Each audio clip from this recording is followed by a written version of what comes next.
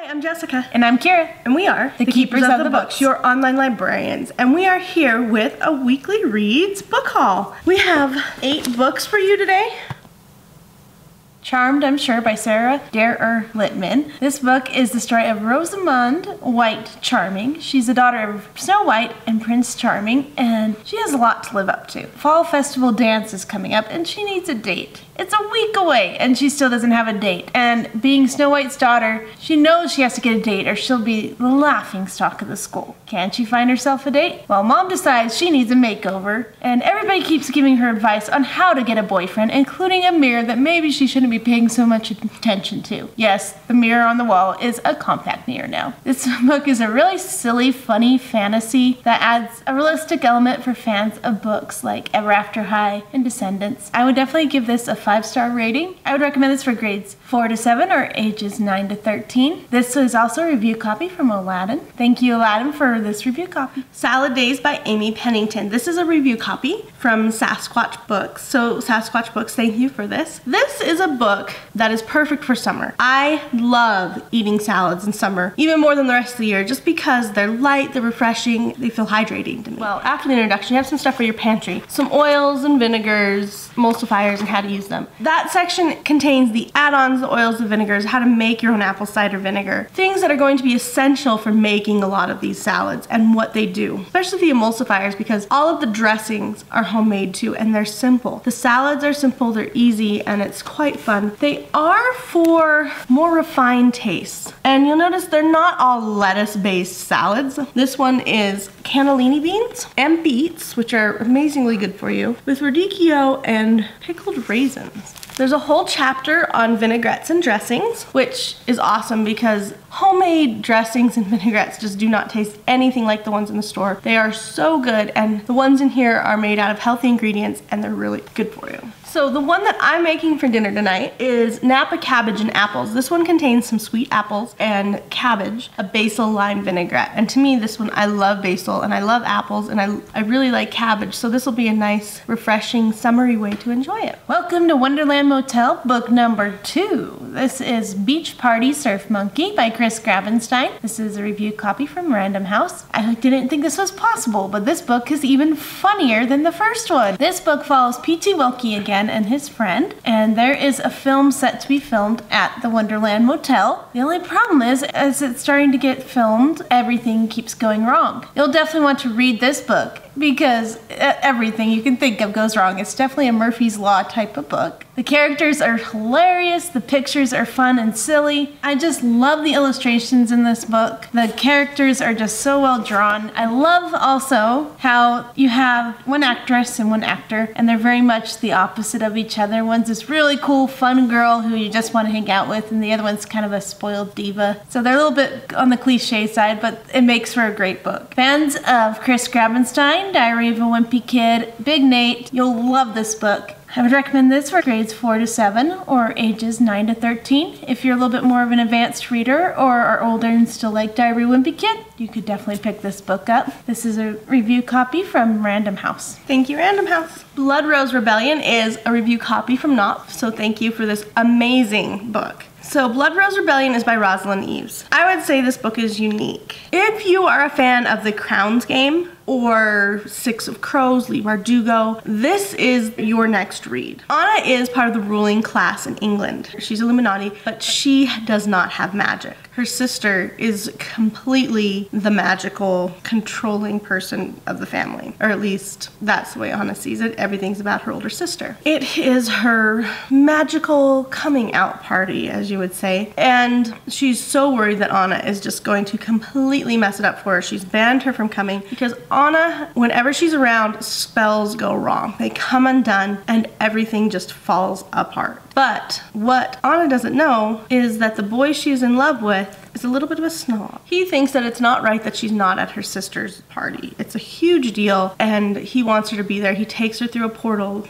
to get there, and Anna messes it all up big time. So she is banished by her family. Well, not banished, but at least until her sister's engaged and everything settled down. She's been told that she is to go to Hungary with their grandmother to the family home, where she finds out there's much more to everyone in her family than she imagined, and that there is more to magic than she imagined. This story expertly weaves in Hungarian mythology and historical elements throughout the story and the book. And in the back, she does have some references about this period of history and their time period, which is the 1800s. How she wove in those big historical details with what's going on with our characters and how they influence history is really well done. I was quite impressed on how well researched this is. Of course, she makes it all her own, and our character's world comes together with the Romanis, and they are known as gypsies as well, but not within their own people. That's a derogatory term, but both terms are used in the book, authentic to the way they would be used there. It's fun, it's just enthralling, you get pulled in, and this is a book you cannot put down, or at least I couldn't. It was so fun. This is actually a trilogy, and this is just book 1, and I can't wait for book 2. This author there is amazing. I got to hear her talk about her book, and the amount of detail she put into this book is definitely reflective of her and her personality, and it's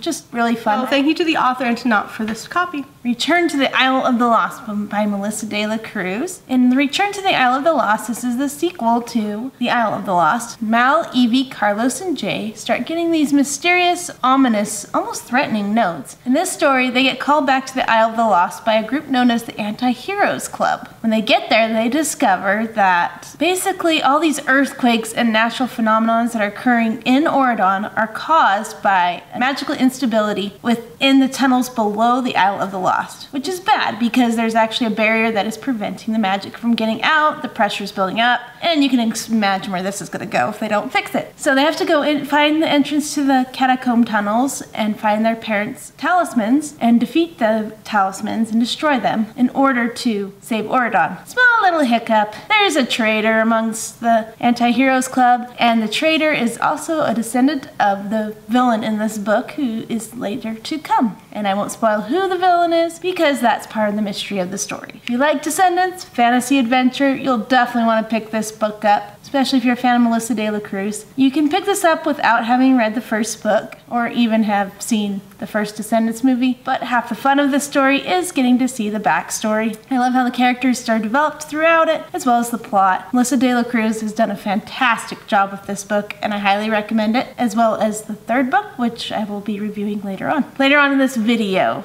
I would recommend this for grades 4 through about 9th grade or ages 9 through 15. Royce Rolls by Margaret Stohl. This is a review copy from Freeform Books. Okay, all the characters are named after cars. So Bentley Royce is part of the reality TV family. She's been portrayed to be the bad child. She's the middle child, and she has a Bible telling her exactly how she's supposed to act, what she's approved to dye her hair like, dress like, all of that. This is how she dyes her hair in the book. And she just wants out of this world because she wants to go to college, which is not allowed in her family. She has a single mom who takes care of the 3 of them, her older sister, her younger brother, and her. Her brother is the, what did they call him? The cute gay brother. And the older sister is the one who's perfect. She's just like mom, and everyone wants to be her, date her, or whatever. But their ratings are going down, and they're not so sure that they're going to be reviewed for a 6th season. The book opens saying that Bentley and her future brother-in-law have gone missing right before the wedding. The car was found on fire, burned in flames. Everyone has the real past, and then they have the on-camera persona. So there are people who have much more complicated backstories than appear throughout the book, and part of the fun is learning that. It's just fun. It's poking fun at reality TV. It lets you know how some of that is staged, it's not real. And if you want to find out about the duck incident, you need to read this book. Bentley has her own plans. Season 6 has what it says it's going to be, and the sister says she's getting married to up reviews. So comedy. Interesting. Not why I would get married. Well, that's why they review it, because the sister's getting married, right? And it's funny, you will laugh out loud, and if you love to make fun of reality TV, this might be a good book for you. I like all Margaret Stohl's books. I think this is quite a bit different than her other books. For sure.